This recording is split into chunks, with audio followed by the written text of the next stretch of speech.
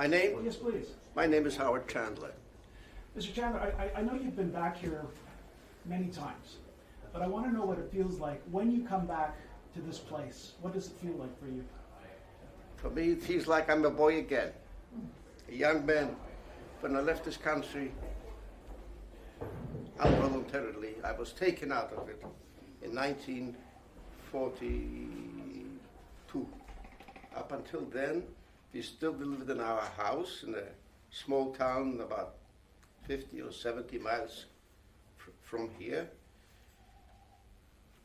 We carried on with a normal life until, of course, when the war broke out.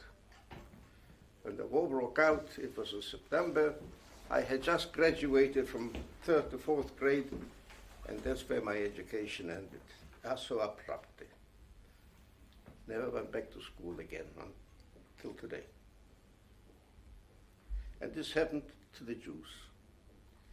The Catholic boys and girls, they were allowed to continue their education, but not the Jews. This is the first instance where you could see a big change. But it was wartime, and everything was attributable to the war. I remember when my mother got together with her friends in some leisure time and they were chatting, they were reminiscing about what happened during the First World War. And who was good and who was not. And who was being mistreated and who was doing the mistreatment. And of course the atmosphere, what happened during the Second World War, was different than anything from before. You live through your life, you learn from your past, and you tailor your livelihood, your living, your behavior on your past history. And this is how you carry on. And unfortunately, what happened after this, it was absolutely unbelievable. Every day became worse than the day before. I come from a family where education was highly stressed.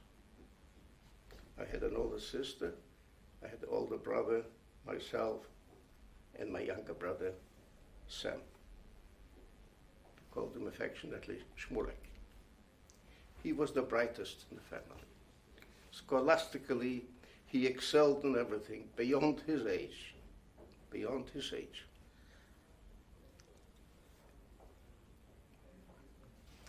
And sometimes when I think about my little brother, I wonder what contribution he would have made to humanity had he not been murdered at the tender age of maybe 10 and a half. This is what the world was coming to. According to the occupiers, the German army, racial policies, and whatever they wanted to do with us, we were helpless. We were abandoned. Nobody to complain to about our lot, and nobody, or hardly anybody, helped. Your neighbors turned against you. Poland before the war was a population of about 30 million. 10% of this 30 million were Jews. A Jewish population of 3 million citizens deprived of their abilities, their contribution to society because of anti-Semitism. You know, when you're 10 years old, you don't worry about these things. You are irresponsible, you're not responsible. But what about my parents? They're responsible for you.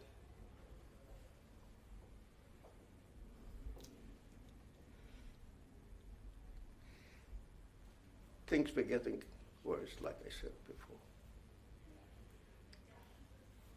Jewish population of outlying areas where, say, 100 or 10 or 15 Jewish families lived, they were made to move out to a place next to where they are when they established ghettos and segregated the Jewish population from the Christian population.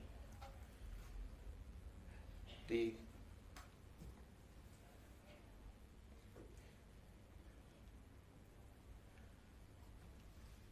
starting to get forgetful. Well, Tom can ask you a question. When you look back at that time, what are the memories that you have? What stands out for you? I hate to reopen. That's okay. You can do what you think. What do you remember the most? Well, I remember the most as being a boy in a family like everybody else. I have friends, Christians, Jews. The relationships between the Christians and the Jews was dependent on the local priest. That's how it was. Especially, it manifested itself after the Germans came in, and also a little bit before. But when the Germans came in, what happened? Nothing. They occupied the market square with their trucks and their soldiers, and I used to go out there. I remember I used to take eggs to them. They give me cigarettes, and I take the cigarettes and sell them for something else, or we smoked them until we got sick. But this is what it was. This was wartime. Things were changing and changing fast. Dad, what about the day that they gathered all the Jews? Okay. So they expelled the Jewish population from the smaller places into bigger places. So we had to accommodate these families who were expelled from the adjoining smaller places. We were in our town a population of about 3,500 Jews. The Jewish population increased to about 7,000. They also brought in people from the city of Lodz and from the city of Plotzk, trainloads of people. No luggage, whatever they had on them, this is what they brought. We had to accommodate them. We had to share our food, our medicines, our accommodation. No privacy anymore. The place was getting crowded. Epidemics broke out due to the conditions. And this was going on until 1942. 42, things were getting worse. We had no radios. To own a radio was against the law. If they caught you with a radio, they shot you. They shot you. What we heard, what's going on in other places, is occasionally somebody ran away for one reason or another and told us what is going on in other places. And what they were telling us was unbelievable. Unbelievable. What did you hear? What were they telling you? We heard that they are rounding up the Jewish population, putting them on trays, and taking them away. So where were they taking them? We never knew. We never knew, until our turn came. In 1942, the Jewish population from our town was also rounded up. The men were separated from the women and the children.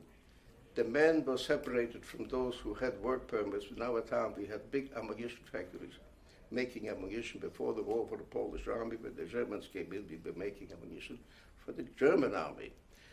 We were considered useful workers for the German war effort. We were making bullets so they can shoot us with them. So, since we heard that they're rounding up people in other places, taking them away, and since they were bringing in people to our place, they became refugees, depending on our goodwill.